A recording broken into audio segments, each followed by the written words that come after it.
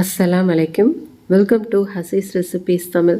நம்ம இன்னைக்கு முருங்கைக்கீரை வச்சு ரொம்ப சூப்பரான ஹெல்த்தியான தொக்கு ரெசிபி எப்படி செய்யலாங்கிறத பார்க்க போகிறோம். கீரையை சாப்பிடாத பசங்க கூட இதை விரும்பி சாப்பிடுவாங்க. இது கீரையில் தான் செஞ்சோங்கிறதே தெரியாத அளவுக்கு ரொம்ப ரொம்ப அட்டகாசமாக இருக்கும். இது எப்படி செய்யலான்னு பார்க்குறதுக்கு முன்னாடி இதான் ஃபர்ஸ்ட் டைம் நம்ம சேனலை பார்க்குறீங்க அப்படின்னா மறக்காமல் நம்ம சேனல் ஹசீஸ் ரெசிபீஸ் தமிழை சப்ஸ்கிரைப் பண்ணாதவங்க சப்ஸ்கிரைப் பண்ணிக்கோங்க ஃப்ரெண்ட்ஸ். பக்கத்தில் பெல் ஐக்கானை கிளிக் பண்ணிக்கோங்க, ஆளுங்கிற ஆப்ஷனை கிளிக் பண்ணிக்கோங்க. இப்போது நம்ம எப்படி செய்யலாங்கிறத பார்க்கலாம். இது செய்கிறதுக்கு நான் 1 கப் அளவு முருங்கைக்கீரை எடுத்திருக்கேன். இது சரியாக 2 கைப்பிடி அளவு இருக்கும். நம்ம இந்த தொக்கு செய்கிறதுக்கு உள்ள அளவுகள் எல்லாமே 2 கைப்பிடி அளவு கீரைகளுக்கு தான் நம்ம சேர்க்க போகிறோம். இப்போ இதை நல்லா வாஷ் பண்ணிவிட்டு எடுத்துகிட்டு வந்துடலாம். இப்போது நம்ம இந்த அளவு புளி எடுத்துருக்கோம். இது நல்லா பெரிய லெமன் சைஸ் அளவு புளியில் கொஞ்சமாக தண்ணி ஊற்றி நம்ம ஊற வச்சிடலாம். புளிப்புடைய டேஸ்ட்டு நமக்கு ஏற்ற மாதிரி நம்ம அட்ஜஸ்ட் பண்ணிக்கலாம். இப்போ ஒரு பேன் எடுத்துக்கலாம். ஃபஸ்ட்டு கொஞ்சமாக 1 ஸ்பூன் அளவுக்கு எண்ணெய் ஆட் பண்ணிக்கலாம்.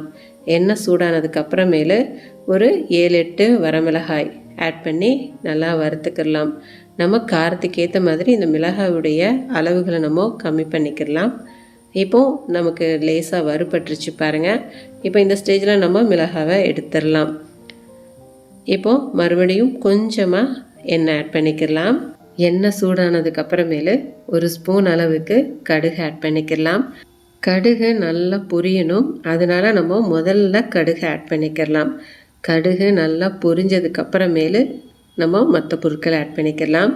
இப்போ நல்லா கடுகு வெடிக்க ஆரம்பிச்சிருச்சு பாருங்கள். இந்த ஸ்டேஜில் 1 ஸ்பூன் அளவுக்கு மல்லி, 1 ஸ்பூன் அளவுக்கு ஜீரகம், 1/2 ஸ்பூன் அளவுக்கு மிளகு ஆட் பண்ணிக்கலாம், 1/2 ஸ்பூன் அளவுக்கு வெந்தயம் ஆட் பண்ணிக்கலாம். ஃப்ளேமை நல்லா லோ ஃப்ளேம்லேயே வச்சுட்டு இப்போ இதை லேசாக நம்ம வறுத்தெடுத்துக்கலாம். நல்லா வாசனை வர்ற வரைக்கும் வறுத்தா போதும். இப்போ நல்லா நிறம் மாறி வாசனை வர ஆரம்பிச்சிருச்சு. இப்போ நம்ம வேறு ஒரு பிளேட்டுக்கு இதை ட்ரான்ஸ்ஃபர் பண்ணிடலாம். இப்போ மறுபடியும் கொஞ்சமாக எண்ணெய் ஆட் பண்ணிக்கலாம். இப்போ நம்ம முருங்கைக்கீரையும் லேசாக வறுத்தெடுத்துக்கலாம். நம்ம வறுத்தெடுத்து நம்ம செய்யும் போது இந்த தொக்குடைய டேஸ்ட்டு ரொம்ப சூப்பராக இருக்கும். கீரைன்னாவே ஓடக்கூடிய பசங்களுக்கு இது போல் நீங்கள் அடிக்கடி செஞ்சு கொடுத்தீங்க அப்படின்னா கீரை தான் சாப்பிட்றோங்கிறதே தெரியாமல் பசங்க நல்லா விரும்பி சாப்பிடுவாங்க. இப்போது நம்மளுடைய கீரை நல்லா வறுபட்டுருச்சு பாருங்கள். இந்த அளவு நல்லா சுருங்கி வறுபட்டு வந்ததுக்கப்புறமேலு நம்ம இதை வேறொரு பிளேட்டுக்கு ட்ரான்ஸ்ஃபர் பண்ணிடலாம்.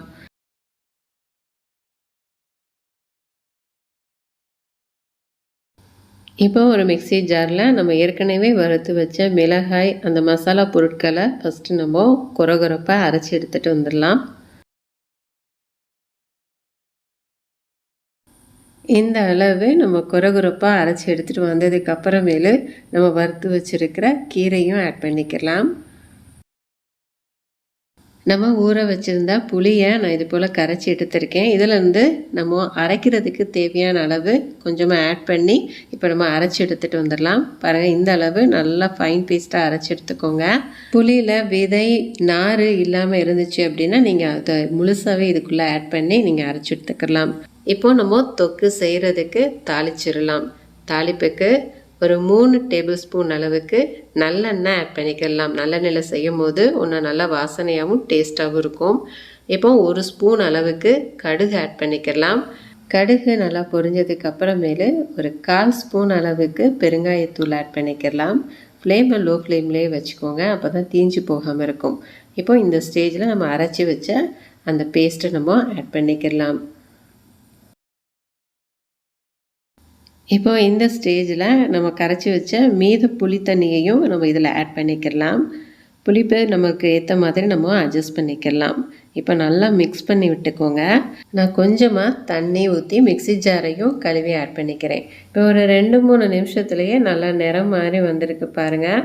நல்லா மிக்ஸ் பண்ணி விட்டுக்கோங்க. ஃப்ளேமை நல்லா லோ ஃப்ளேம்லேயே வச்சுக்கோங்க. ஹை ஃப்ளேமில் வச்சோம் அப்படின்னா அது தீஞ்சு போகிறதுக்கும் சான்ஸ் இருக்குது. இப்போ நல்லா எண்ணெய் பிரிஞ்சு வர்ற வரைக்கும் நம்ம வெயிட் பண்ணணும். இப்போ இதுக்கு தேவையான அளவு உப்பு ஆட் பண்ணிக்கலாம்.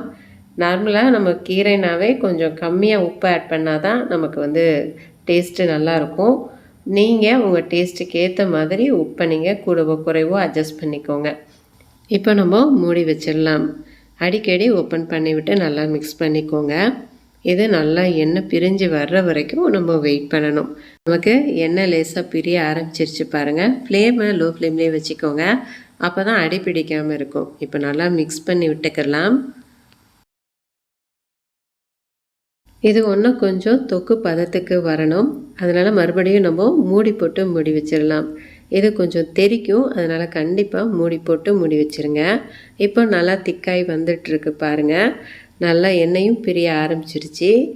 இப்போ நல்லா மிக்ஸ் பண்ணி விட்டுக்கிடலாம். இதை நம்ம கண்டிப்பாக லோ ஃப்ளேம்லேயே வச்சுக்கிறணும், இல்லைன்னா தீஞ்சு போயிடும். பாருங்கள், எண்ணெய் நல்லா பிரிஞ்சு நம்ம தொக்கு ரொம்ப சூப்பராக ரெடி ஆயிடுச்சு. இப்போ நம்ம ஸ்டவ் ஆஃப் பண்ணிடலாம். பாருங்கள், சூப்பரான முருங்கைக்கீரை தொக்கு நமக்கு ரொம்ப அட்டகாசமாக ரெடி ஆயிடுச்சு. இது நம்ம சாதத்தோட, இட்லி, தோசையோட சாப்பிட்றதுக்கு அவ்வளோ சூப்பராக இருக்கும். இதை நம்ம ஒரு தடவை செஞ்சு வச்சுக்கிட்டோம் அப்படின்னா 1 மந்த் வரைக்கும் நம்ம ஃப்ரிட்ஜில் ஸ்டோர் பண்ணி வச்சு யூஸ் பண்ணிக்கலாம். குழம்பு செய்ய டைமே இல்லை அப்படின்னா இது போல் நம்ம செஞ்சு வச்சுக்கிட்டோம் அப்படின்னா டக்குன்னு நம்ம இதை எடுத்து யூஸ் பண்ணிக்கலாம். அப்புறம் குழம்பு கூட விரும்ப மாட்டாங்க. இதை தான் அடிக்கடி செய்ய சொல்லுவாங்க. ரொம்ப ரொம்ப டேஸ்டியாக இருக்கும். கண்டிப்பாக எல்லாருமே செஞ்சு பாருங்கள். செஞ்சு பார்த்துட்டு இது எப்படி வந்ததுங்கிறத எனக்கு மறக்காமல் கமெண்ட்டில் ஷேர் பண்ணுங்கள். கண்டிப்பாக இந்த வீடியோ உங்கள் எல்லாருக்குமே யூஸ்ஃபுல்லாக இருக்கும்னு நான் நம்புகிறேன். யூஸ்ஃபுல்லாக இருந்துச்சு அப்படின்னா உங்கள் ஃப்ரெண்ட்ஸ், ரிலேட்டிவ்ஸ் எல்லா பேருக்குமே நிறைய ஷேர் பண்ணி விடுங்க. அவங்களுக்கும் யூஸ்ஃபுல்லாக இருக்கட்டும். நம்ம சேனலை இதான் ஃபர்ஸ்ட் டைம் பார்க்குறீங்க அப்படின்னா மறக்காமல் நம்ம சேனல் ஹசீஸ் ரெசிபீஸ் தமிழை சப்ஸ்கிரைப் பண்ணாதவங்களும் சப்ஸ்கிரைப் பண்ணிக்கோங்க ஃப்ரெண்ட்ஸ். நம்ம நெக்ஸ்ட் வீடியோவில் பார்க்கலாம். தேங்க்ஸ் ஃபார் வாட்சிங்.